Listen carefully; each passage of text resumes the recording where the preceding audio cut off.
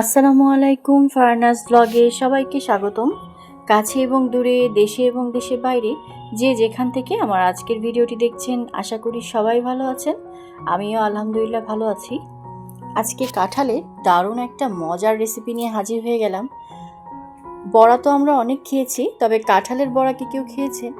কাঁঠালের বড়া এভাবে বানালে যে এত মজা, আর বাচ্চাদের তো এত পছন্দ, মানে আমার ছেলের তো এত পছন্দ হয়েছে যে গতকালকে বানাই দিছি, আবার বলছে আজকে বানাই দিতে, এত মজা লাগে। তো এখানে যে সুন্দর কাঁঠাল, তো কাঁঠাল কিন্তু কাঁঠালের পিউরিটা যেহেতু সারা বছর সংরক্ষণ করে রাখা যায়, তো এরকম মজার মজার নাস্তা কিন্তু এই কাঁঠালের পিউরিটা সংরক্ষণ করে রেখে দিলে যে কোনো দিন যখন তখন ঝটপট বানিয়ে কিন্তু সুন্দর সুন্দর নাস্তা দেওয়া যায়। তো আজকে যে রেসিপিটা শেয়ার করব, এটা কিন্তু অসম্ভব মজা। আশা করি পুরো রেসিপিটি জুড়ে থাকবেন। আমি রেসিপিটা বানানোর জন্য একটা বল নিয়ে নিলাম, আর বলে দিয়ে দিলাম একটা ডিম, আর ডিমের সঙ্গে দিয়ে দিলাম হাফ কাপের মতো চিনি। যেহেতু কাঁঠালের পিউরিটা অনেক মিষ্টি, আর আমি একটু বড়াটা একটু মিষ্টির পরিমাণটা বেশি দিব, তো এখানে হাফ কাপ পরিমাণ ইউজ করলাম। চাইলে আপনারা কম বেশি করে নেবেন, সমস্যা নেই। তো ডিমের সঙ্গে চিনিটা আমি খুব ভালোভাবে মিশিয়ে নিচ্ছি।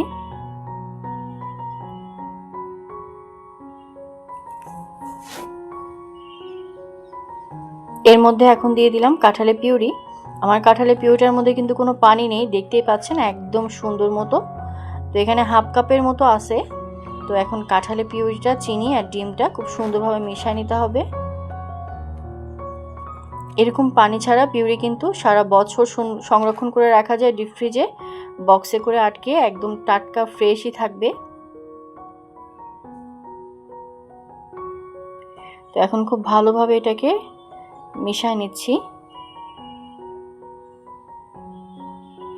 এই রেসিপিটা কিন্তু অসম্ভব মজা, বাসায় একবার হলেও ট্রাই করবেন, আর একদম ইজি। এক চিমটি পরিমাণ, সামান্য এক চিমটি পরিমাণ লবণ দিয়ে দিলাম মিষ্টির ব্যালেন্সটা ঠিক রাখার জন্য। এখন নিয়ে নিলাম বেশি বেশি হাফ কাপ সুজি। তো এখানে আমি হাফ কাপ পরিমাণ কাঁঠালের পিউরি নিছি, হাফ কাপ পরিমাণ চিনি নিছি, আর তার সঙ্গে দিয়ে দিলাম হাফ কাপের একটু বেশি বেশি সুজি। আজকে সুজি দিয়ে এই নাস্তাটা বানাবো, আর এই নাস্তাটা খেতে অসম্ভব মজা হয়। বাসায় একবার হলেও ট্রাই করবেন, তাহলেই বুঝতে পারবেন কতটা মজা। আর বাচ্চা থেকে বড় এটা সবার কাছেই খুব ভালো লাগবে, কারণ এই নাস্তাটার ঘ্রাণ এত সুন্দর, আর খেতে যে এত মজা যে একবার খাবে সে বারবার খেতে চাইবে। তো এখন আমি খুব ভালোভাবে মিশিয়ে এটাকে এখন মানে 30 মিনিটের জন্য রেস্টে রেখে দিব। চাইলে আপনারা সময় হাতে কম থাকে, মিনিমাম 10 থেকে 15 মিনিট রেস্টে রেখে দিবেন। যেহেতু সুজির নাস্তা, এটা একটু ফুলে ডাবল হয়ে যাবে, এটা সেট হয়ে যাবে, সেট হতে একটু সময় লাগবে। দেখতেই পাচ্ছেন এটা কিন্তু একটু বেশি, মানে একটু পরিমাণ ফুলে গেছে রেস্টে রাখার পরে, আর আরেকটু শুকনা শুকনা হয়ে গেছে। একদম পারফেক্ট টেক্সচার, আমি যেরকম চাইছিলাম। তো এখন হচ্ছে কড়াইতে বেশ খানিকটা তেল দিয়ে দিলাম। একটু বেশি তেলের মধ্যে ভাজলে এটা খেতে ভালো লাগে। তো এখন তেলটা হালকা একটু গরম হলে, অবশ্যই একটু হালকা গরম করে নিতে হবে ভালোভাবে। ছোট ছোট সাইজ করে করে আমি বড়াগুলো দিয়ে দিব। দেখেই বুঝতে পারতেছেন আমি কিন্তু এই পর্যায়ে চুলার জালটা মিডিয়ামে রাখছি। আর এই নাস্তাটা বানানোর সময় কিন্তু চুলার জালটা মিডিয়ামে রেখে বানাতে হবে। খুব বেশি জোরে জাল দিলে কি হবে, পুড়ে যাবে, আর কালারটা বেশি হয়ে যাবে, আর খেতে কিন্তু ভালো লাগবে না, আর ভেতরটাও কিন্তু খুব সুন্দর মতো সেদ্ধ হবে না। আর যেহেতু সুজির নাস্তা, একটু মিডিয়াম জালে বানালে এটা খেতে কিন্তু খুবই মুচমুচে হয়, আর ক্রিস্পি ভাবটা অনেকক্ষণ থাকে। তো দেখতে পাচ্ছেন আমার এক পাশ কিন্তু যেগুলো আগে দিছিলাম সেগুলো হালকা হালকা সুন্দর লালচে কালার চলে আসছে, আর যেগুলো পরে দিছিলাম সেগুলো কিন্তু এখনও কালার আসে নাই। তো এই পর্যায়ে চুলার জালটা কিন্তু একদম মিডিয়াম টু লোয়ে দেওয়া আছে। তো মিডিয়াম নরম জালে এটাকে আস্তে আস্তে ভেজে নিচ্ছি আমি। অলরেডি ঘ্রাণে একদম সারা ঘর ভরে গেছে, আর বড়গুলো দেখতে কিন্তু খুবই সুন্দর, আর খেতেও কিন্তু অসম্ভব মজা। এই নাস্তাটা বাসায় একবার হলেও ট্রাই করবেন, আমি রিকোয়েস্ট করতেছি। আশা করি সবার ভালো লাগবে।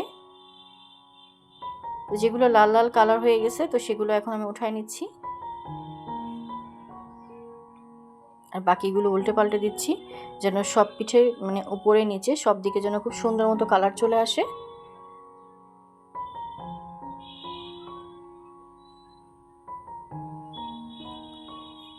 তো একে একে আমি সবগুলো পিঠা কিন্তু এরকম সুন্দর করে বানাই নিব।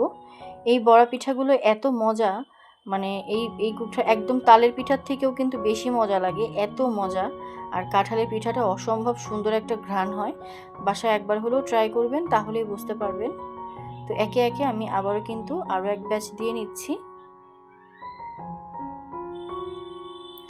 দেখতেই পাচ্ছেন মাঝখানে যেগুলো দেওয়া হয়েছে সেগুলো অলরেডি কালার চলে আসছে, আর সাইডেরগুলো এখনও হয়নি, আর একটু সময় লাগবে। তো একটু সময় ধরে একটু ধৈর্য সহকারে এগুলো যদি খুব সুন্দর মতো ভাজা যায়, এগুলো খেতে কিন্তু দারুণ লাগে, অসম্ভব মজা লাগে। দেখতে দেখতে যারা এই পর্যায়ে চলে আসছেন, এখন একটা লাইক দিতে ভুলে গেছেন, অবশ্যই একটা লাইক দিয়ে দিবেন।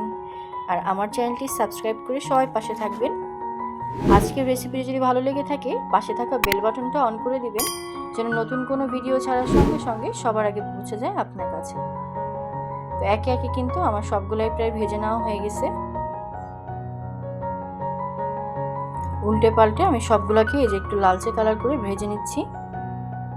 এই নাস্তাটা এতটাই মজা, বাচ্চাদের টিফিনে কিংবা বিকালের নাস্তায় কিন্তু একদম অল্প সময় ঝটপট মাত্র 2-3টা উপকরণ থাকলেই বানিয়ে নিতে পারেন। দেখতেই পাচ্ছেন আমি কিন্তু খুব বেশি উপকরণ দিইনি, একদম অল্প উপকরণে খুব সুন্দর একটা নাস্তা হয়ে যায় একদম অল্প সময়। বাসায় একবার হলেও ট্রাই করবেন, আশা করি সবার কাছে ভালো লাগবে।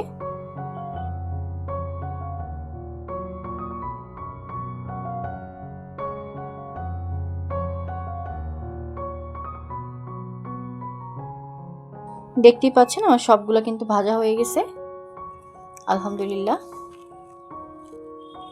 দেখতে যেমন সুন্দর, খেতেও কিন্তু অসম্ভব মজা, আর দারুণ সুন্দর একটা ঘ্রাণ হয়। বাসায় একবার হলেও এভাবে ট্রাই করবেন, আশা করি সবার কাছে ভালো লাগবে।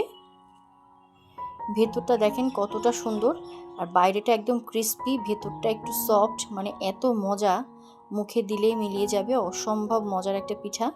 একবার হলেও বাসায় ট্রাই করবেন। তো আজকের মতো এখানেই বিদায় নিচ্ছি। সবাই ভালো থাকবেন, সুস্থ থাকবেন। পরবর্তী রেসিপি দেখার আমন্ত্রণ জানিয়ে সবাইকে আল্লাহ হাফেজ, আসসালামু আলাইকুম।